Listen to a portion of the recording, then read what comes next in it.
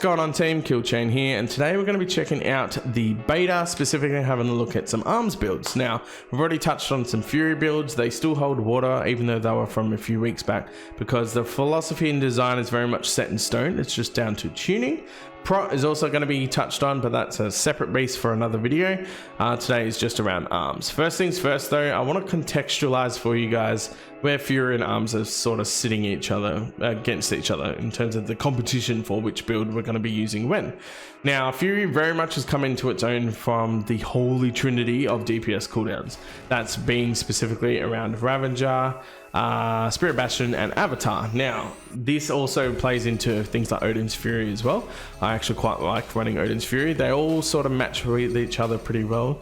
They all have this big AoE burst window, whether it's AoE or single target. You're using the same abilities, it just happens to allow for AoE cleave in that as well. Very powerful and mythic plus for that reason. And honestly, outside of these burst windows, Fury really holds its own in AoE simply because of two talent points going into improved Whirlwind and Meat Cleaver, and then from a single target perspective, it's only a 2-point investment that were sort of throwaway talents, honestly, that allowed for Meat Cleaver, and everything else is single target orientated sort of anyway. There's a few different changes you could make depending on personal flavor, and that really comes down to personal choice if you don't wish to go the Annihilator spec, whether it is Raging Blow or Annihilator. Honestly, both builds are pretty strong and pretty fun and powerful at the moment as well. And yeah, honestly, Fury is looking really good for that reason. Arms, however, its niche very much accentuates around execute phase. Very powerful execute phase damage dealer. Outside of that, holds its own pretty well in single target. I mean, there's a reason that's the best single target build that we have on offer at the moment, but it really does rely on that execute phase. So any particular encounters where you're off the boss for whatever reason, or just anything that mitigates a nice long execute phase kind of impacts the spec a lot more than it would anything else. And from an AoE perspective as well, even if you do need to do cleaving, hopefully, your raid composition allows for other people to deal with that problem. But single target and the AoE build are vastly different from each other, that the more points you try and put into some cleave capabilities as arms, it does hurt your single target. Obviously, to begin with, the impact is minimal, but the more and more you have to invest, if you do need to go more and more into AoE, then it's going to impact your single target for sure. And I mean, it is what it is. You sort of kind of have to go with that, but really strong executor and a lot of fun to play. And rage generation is another thing important to mention for arms. We haven't really had this situation happen, especially in the first tier of an expansion, where rage generation feels really good as arms. You don't really see many situations where you're like desperate for rage and need Skull Splitter to just even remotely have a hope of holding on a single target rotation. So that's been fun as well. Now, next, let's look at the patch notes and see how Arms got its little bit of a shot in the back a couple of times. It's fine. It's just a flesh wound. We'll be fine. Blood and Thunder did get nerfed as a class tree talent. I say nerfed, but it's just been changed. 10 more rage and then deals more damage, and then obviously it still caps out with 5 targets. It does automatically apply rend now, so it doesn't mean you need to initially apply rend and then thunderclap to everyone. It just immediately applies rend from a thunderclap, so that's cool. But I've been running a lot of Algathar Academy as an example, and on stream and off stream, honestly. Yes, I stream obviously, so yay, there's a graphic up on the screen somewhere, I'm sure. So feel free to drop in and say hey. I'd love to see your name pop up in the chat and come be a part of the community there. But running that dungeon alone already shows quite heavy and quite dense AoE pools that can happen in that dungeon, and there's a few other dungeons that have relatively decent pools that go above the 5 target number. So you kind of bit of a feels bad man, but it is what it is. Now, arms itself, auto attack nerf, in for the kill nerfs, although slight, still noticeable. Skull Splitter nerf both in damage and rage gen, mortal strike nerf, execute nerf, double up on execute nerf, deep runes and rend nerf, which I wasn't really expecting. And then obviously Blood Surge should more of a gain, but it allows for rage generation properly again. Blood Surge is like super imperative for good happy rage gen, which is nice.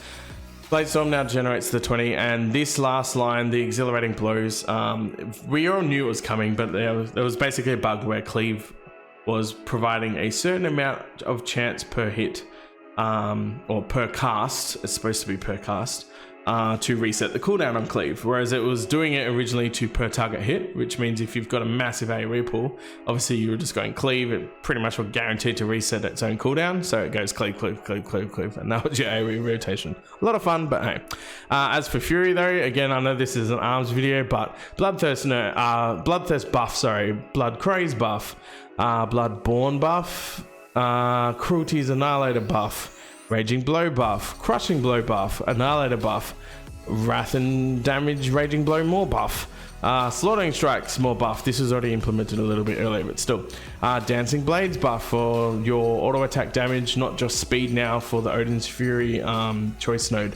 Onslaught buff, Titanic Rage buff, a lot of buffs everywhere for Fury, so it's kind of funny because they were pretty on par and similar, but then Arms really shone on its own in that execute phase, whereas now Fury is like above it in a typical scenario, and then Arms catches up with the execute phase, which is probably a good thing. That's how you want it to be designed, but like I said, very imperative to have exceptionally good execute phases, otherwise yeah, Arms just peters off pretty quickly, in my opinion, from what I've seen thus far. So to begin with, let's check out the raid build. Class side, I'm not really going to touch on too much because brutal truth is a lot of these are super cookie cutter, and then typical chops and changes here and there based on your personal needs, what your group needs. For example, Stormbolt and Shockwave are pretty typical in Mythic Plus environments, right? You pick them up. You can run Thunderclap and Blood and Thunder if you have an AoE scenario. This is a raid single target build, and then there's a couple of tweaks that I've liked to make to at least allow for some sort of AoE. You know, if you are needing to swap and change things out for a couple of utility options, like Spell Reflection, the fact that that gives us magic damage reduction now is like super useful and awesome. The first points you would be taking out are going to be the ones revolving around Slam. Slam's obviously your filler outside of your typical rotation, and honestly they're the points that you want to be pulling out of if you needed to at all. But your big ticket ones is you're going down for Thunderous Roar and Thunderous Words. Keep in mind they've already explained and clarified this from a few weeks back, but it's really important to notice that Thunderous Words increases your bleed damage of the effects by 15%, but it's at all times, so not just during Thunderous Roar while that's up, it's just all bleed increased 15% damage. Given how heavy bleeds are for Arms, definitely well worth picking up. And then Avatar, in any typical AoE scenario, you're pretty typically going to be running Bladesmaster's Torment. However, typically outside of that, we run the Warlord's Torment. Yay, we get Recklessness whenever we Colossus Smash or Avatar. Cool.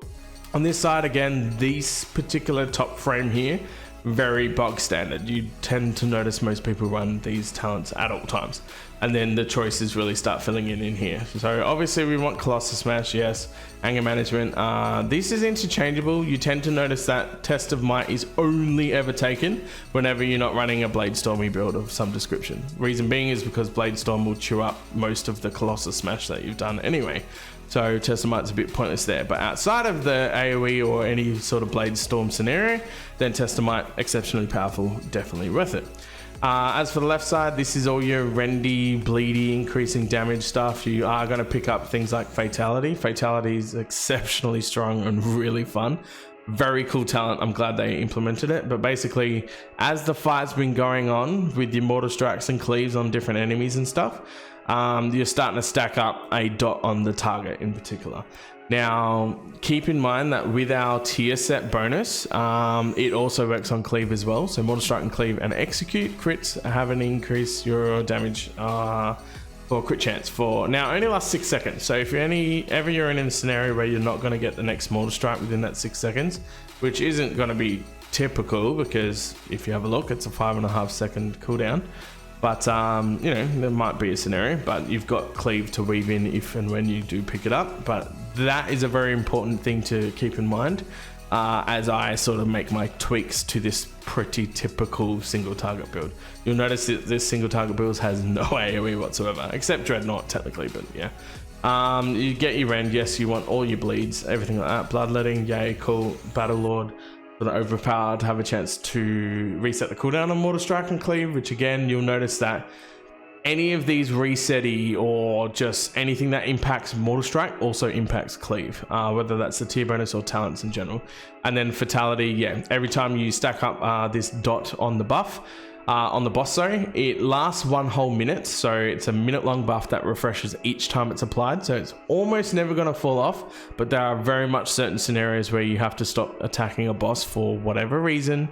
If they go immune to damage or whatever like that, these are things that do affect Fatality and something to be aware of, and you need to make sure obviously you reapply it whenever you can to make sure it either doesn't fall off, or if you're in an unlucky scenario where the boss just doesn't allow for it, or I don't know, maybe it just does a complete immunity where all dots get purged off the boss or whatever, then yeah, you're gonna get copped with that, unfortunately.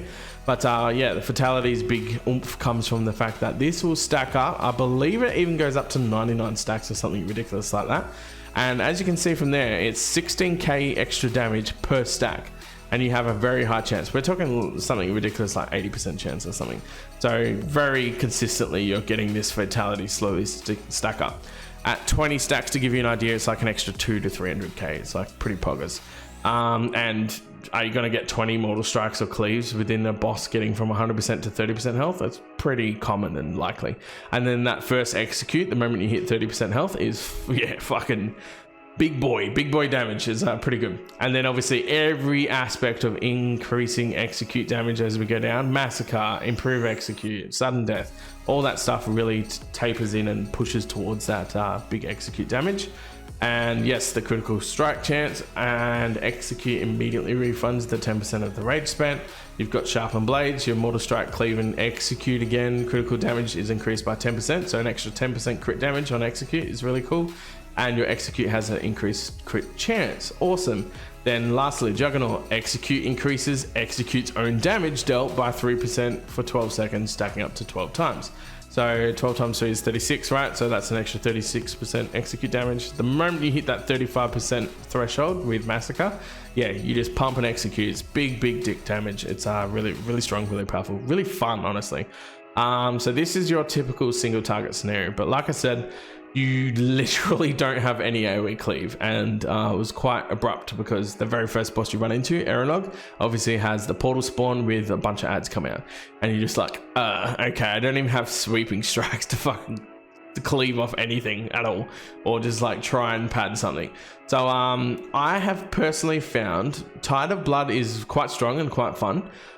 Basically it means that when you skull splitter all your bleeds currently on a target immediately tick out and just do a big front load of damage, like for the rest of all their ticks. So you obviously want to do it very early on your bleeds, so you typically be hitting Colossus Smash and then applying Rend, then skull splitting, and then reapplying Rend again. And deep wounds will naturally come from Mortal Strikes and stuff. So that is how Tide of Blood will function. You don't really need the rage gen from Skull Splitter. It's very useful, but because of Tide of Blood, you're never using rage Skull Splitter for the rage generation. You're strictly only using it on cooldown whenever Colossus smashes up to proc Tide of Blood and cause that extra burst damage. It's pretty substantial, don't get me wrong, but these are the 2 points I would pull out to pick up. You could go both sweeping strikes and cleave, or then cleave with reaping. I'm more leaning towards that because it's not like we're getting exhilarating blows. That also just got, you know, fixed anyway. This is typically what I'd run. EP is very much not worth it. Execute is too strong. Mortal Strike just doesn't get enough oomph out of execution's precision. Would not consider taking that for now. Again, tuning very much could play an impact on everything, but that is the change I would make.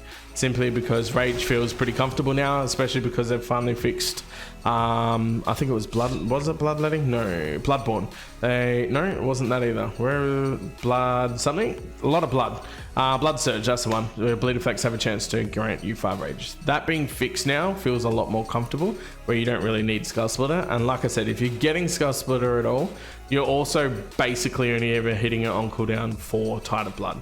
whenever Colossus smashes up and stuff like that. So pulling those 2 points out immediately gives you cleave, which just gives you a much nicer situation. Every second cooldown, basically, you're going to be able to do a cleave in a big frontal cone, get your deep runes and everything, and that is naturally buffed by Dreadnought as well. Your overpowers up to 2 charges will help increase your cleave's damage. Everything like that at least gives you something to do if and when ads are around, and it will only cost an investment of 2 points, and you're still this executing beast. So this is what I would typically prefer. There is another one that runs into sweeping strikes where you pick up the collateral damage.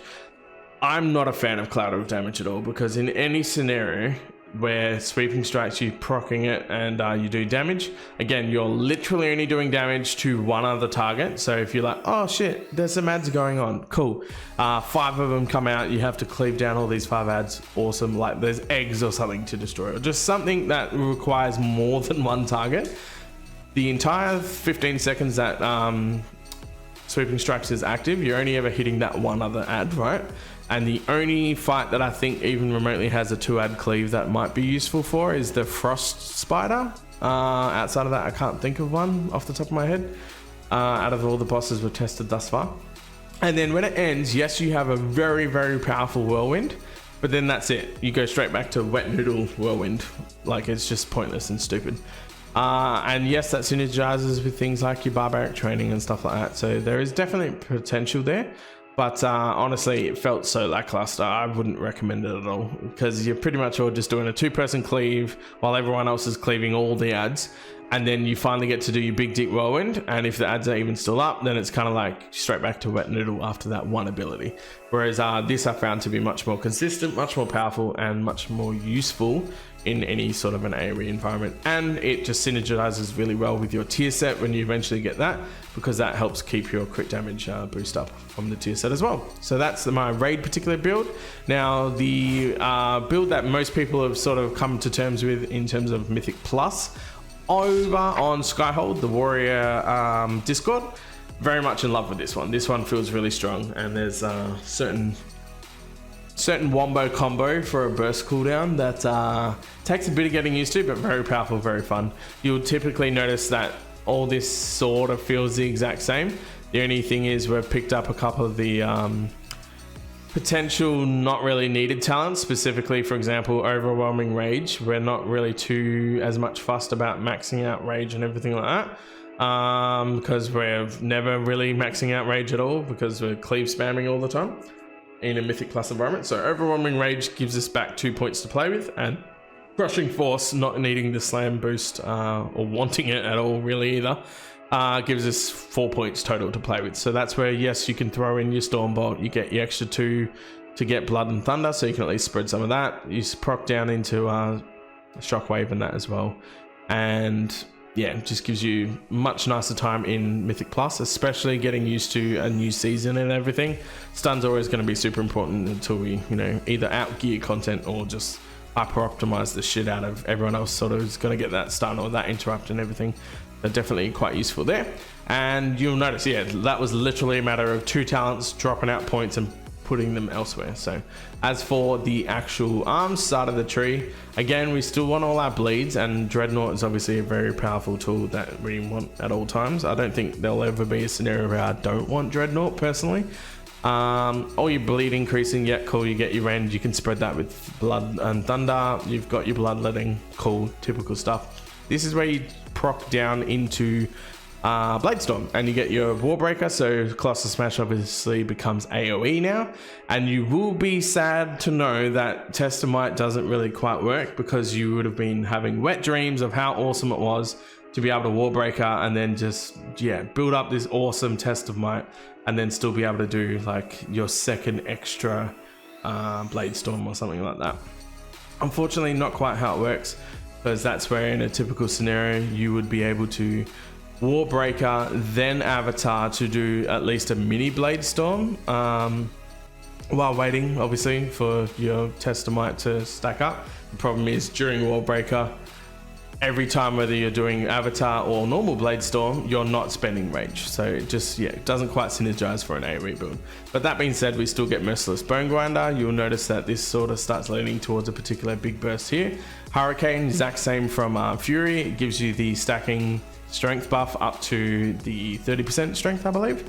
And that kind of fills the void for a Test of Might, at least, because you'll get that from both your Avatar Blade Storm and your actual Blade Storm. So big AoE cooldown. Obviously you can throw your Warbreaker and throw your Blade Storm down. You have your typical cleave in that as well. Your Whirlwind itself now gets buffed from Storm of Swords, and then you still have cleave to spam as a filler for AoE as well. So very strong and fun build for this particular lineup. So our AoE burst rotation for arms in a Mythic Plus environment is definitely going to be much more convoluted and involved, shall we say, than Fury. It's not like I can just throw some cooldowns at the screen and top the charts with that, but it's still very, very powerful. It will take some getting used to though. Essentially, it all revolves around the synergy of Avatar proccing a baby version of Blade Storm. That Blade Storm giving you the Hurricane, and then at the end of it allowing for increased damage to Whirlwind. That accentuated by Storm of Swords. This is like the linchpin in this whole thing, is that Storm of Swords will increase the rage cost by 30, which is huge, but it also increases the damage it deals by 175%. So big boy Whirlwind, that's for sure. And then accentuated even further with Barbaric Training for an extra 30% there. So overall, your Whirlwind literally ends up costing 70 rage. It's absolutely insane, but there's a reason for it, obviously, right? So everything is revolved around, yeah, getting all your cooldowns, doing your Blade Storms, and making sure you get off your Whirlwinds before all this unique Hail Mary starts falling off. So what that will actually look like is we're going to charge in, we'll pop our 2 bleeds up on the targets so they can at least be ticking while we're Blade Storming. So we'll Thunderclap and then Cleave. As soon as that's done, we Warbreaker into Avatar, which will proc that baby Blade Storm. Straight out of the Blade Storm from Avatar, we want Thunderous Roar and Whirlwind, which is our first big massive Whirlwind. As soon as that's done, we immediately go into our next Blade Storm again. And then when that ends, your rend will be right about to fall off, so you want to immediately Thunderclap. And then you've got 2 more global cooldowns before your Whirlwind will be ready again for the second big Whirlwind, which will be cleaved, so you can reapply your deep runes, and you can't cleave again at this haste level because it's still a 2.5 second cooldown, so you end up throwing in an overpower. So essentially, I know this will be weird and confusing, but it will be charge in, you go Thunderclap, cleave to get the bleeds up, then you're going to go Warbreaker and Avatar into Thunderous Roar, into Whirlwind, into Blade Storm. As soon as Blade Storm's done, you go into Thunderclap, cleave, overpower, Whirlwind. Super confusing, don't get me wrong, it'll take you guys some time, but this is what it will look like. Again, Thunderclap for the rend, we want cleave up, then we Warbreaker and Avatar with Blade Storm proc. As soon as that's done, we're going to be Thunderous Roar and Whirlwind, like that, and then straight into Blade Storm again. So you saw 36k crits from Whirlwind on everything, basically. It's ridiculous. You'll see my rend was about to run out, but we didn't let it because we're awesome. Into Overpower, and then our second Whirlwind for a big dick damage there. And that was a nice 75k burst window, and that's just on 3 targets, so obviously that'll get further accentuated with more adds around, and that's your burst window. So happy days. Outside of that, for your typical AoE rotation, because we have sweeping strikes, you're obviously able to throw that in there whenever you have it for anything you're doing, basically, right? Because yeah, you just throw around cleaving from sweeping strikes. But you want a Whirlwind on cooldown because, again, it's been so massively buffed by Storm of Swords that 100% Whirlwind on cooldown is definitely worth. But then it's just cleave, overpower, cleave, overpower, cleave, overpower, and that's all you're really doing. And then throw in the Whirlwind whenever it's up. So that's your standard AoE rotation outside of your burst window. So yeah, it's definitely very fun, quite enjoyable to play. I feel like it's still not quite as good as Fury at the moment in terms of numerical value. But in terms of the playstyle, they are quite different from each other, and honestly, it's very fun. So that's the important part, especially with the raid build being so execute-centric. Feels really rewarding when you get that big fatality crit off. Like, oh, yeah, she's a fun spec, that's for sure. And as long as they get the tuning right, I think arms can definitely be there and viable for anyone that happens to, yeah, prefer the spec over Fury. I'm looking forward to at least dabbling and trying some arm stuff. The biggest thing for me will basically boil down to how conflicting it will be for secondary stats. If, you know, one happens to be more push towards crit mastery and the other one's more haste burst, then yeah, you're going to be at odds and you sort of have to decide and pick one. But that's how arms is looking. That's yeah, my take on it. Honestly, really fun. Just tuning wise, Fury seems to be edging out everything thus far. Especially with this latest build, honestly, it's sort of like completely solidified Fury to be the better option in both Raid and Mythic Plus at the moment. But time will tell. I reckon there'll be some counter tweaks here and there, and we'll see what happens. Thanks very much for watching. I'm going to stop dribbling shit now, and I'll see you in the next video. Peace.